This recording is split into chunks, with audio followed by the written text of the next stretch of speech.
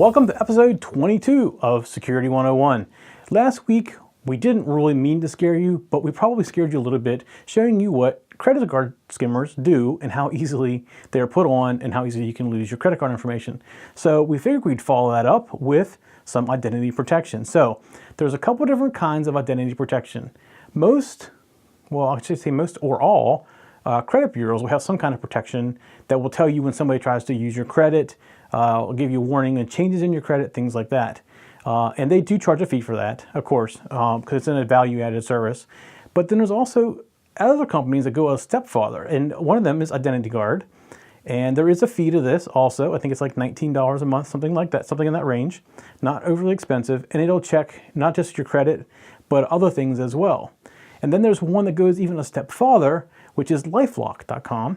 And they will actually, in addition to checking your credit, they will check for when your address is used anywhere on the internet, like if your information is bought, they scan these internet sites and look for your information, like your physical address, all your personal information. They'll look for this.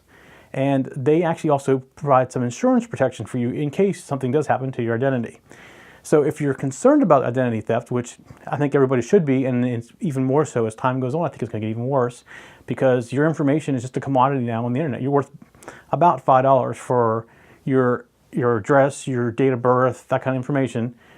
It's worth like $5 on the internet. So it's becoming a commodity item, and it's just one of those things where it's going to get a lot worse before it ever gets better, if it gets better. So you may want to look at one of these companies, like a second, LifeLock or Identity Guard. Both are great companies. They do things a little differently, but they are very similar in a way as well.